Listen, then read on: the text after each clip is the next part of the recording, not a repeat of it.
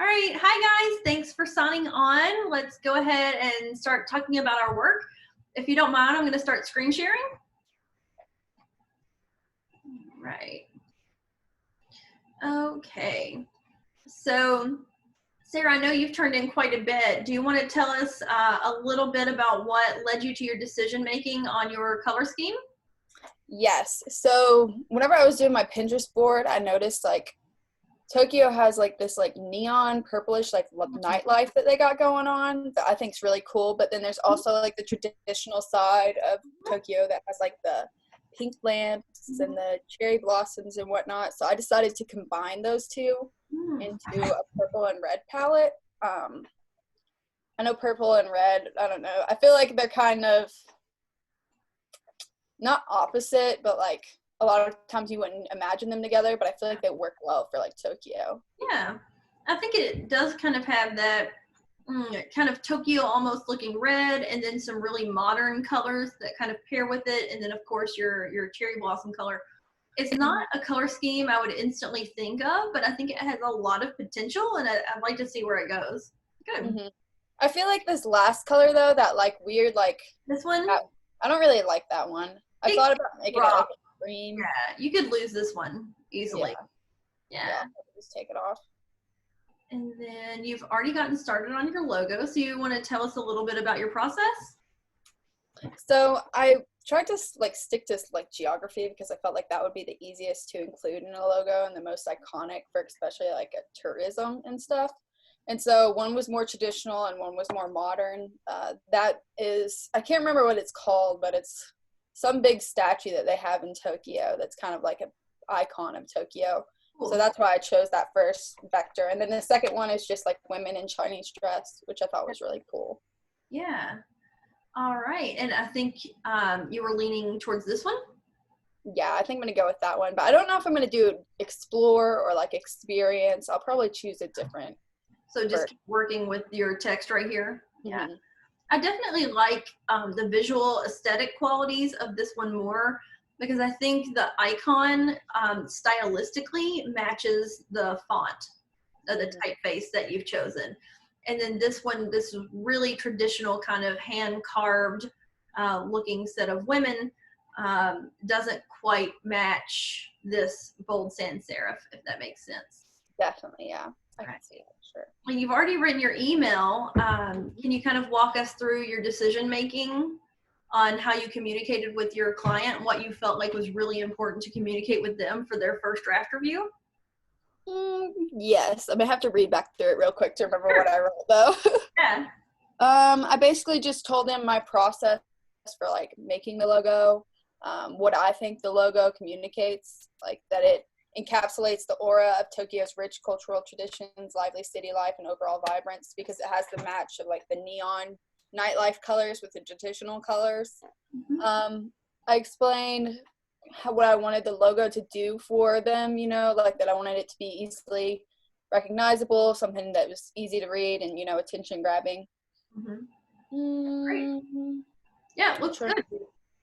Perfect. Yeah, I think that's about the most of what I said. I made sure to like follow the outline that you gave us with thanking them and, you know, being real nice and all. Yes. Yes. All right, great. Good work. Thank you. Okay. And Reagan's not on here with us. We did talk in our Friday Zoom. She had already posted this, so we discussed a little bit about updating these colors to make them a little bit more in line with the softer pastels, if that makes sense. So that's was addressed in our Friday Zoom. And then we also talked about Molly's colors in our Friday Zoom, and I think she's on a really good track for the spirit of Barcelona, according to her research. So I won't make you guys do that again. All right, Kimberly, it's your turn.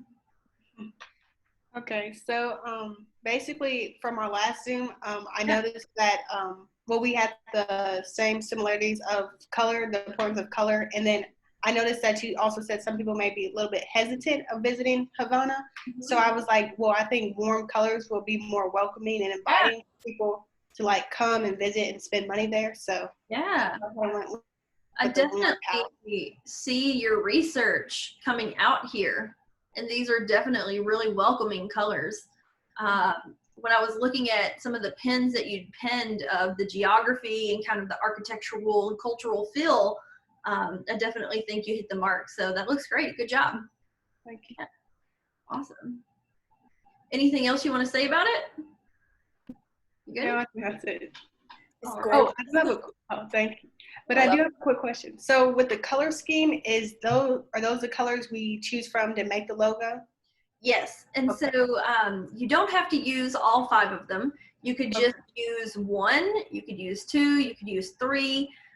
You definitely want to try to make a logo that can be a single color when needed, but full color printing is so cheap now that doing a only single color logo is often reserved for really industrial brands that have to print routinely single color. So like light bulb corporations who have to print their logo single color on cardboard boxes on the sides of their light bulbs, you know, that then it would be really important to make sure it's a single color. But for tourism now, there's so much money involved. And I would definitely say you're looking at what we call a full color logo. So 2 or 3 colors would be fine. More than 2 or 3 colors, just be careful. Colors, kind of like fonts, I always say it's like juggling. It's really easy to juggle 1 ball, right? You just do this. It's pretty easy to juggle 2 balls, right? Right. It gets a little harder to juggle 3 and much, much harder to juggle 4 and 5. So when you're thinking about how many fonts that you should use and how many colors you should use in a logo, think of it like juggling. 2 is easy, right? 2 is really 2 is just as easy as 1. More than that starts getting a little bit more complicated, and you have to have more experience in it, right? You can't just do it that first time. Sarah, you are laughing at me. I'm thinking about all your tabs open on your computer. I am very busy. I have a lot. It's always like that. Always like that. You know me. It's always like that. So I would kind of start with that. Let's see. Carly. Okay, she's posted for Athens. She's on the road to making a really nice color scheme. I'm not sold on this color. She might need a more earthy color to kind of appeal to that earthy architectural style that people associate with Greece now. I know that all of their buildings and their sculptures used to be really colorful, and the paint over the last few thousand years has worn down, and now we think of them as like earthy and marble and natural.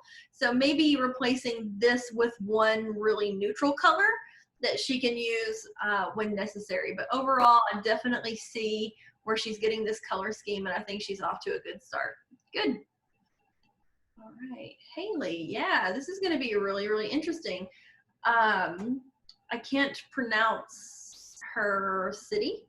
I hesitate to try to butcher it, but it's in Laos or Laos. I know that people from there are called Laotian, so I'm not sure if it's Laos or Laos, but that's the country. And I definitely see these jewel tones in the natural geography based on the research that she did.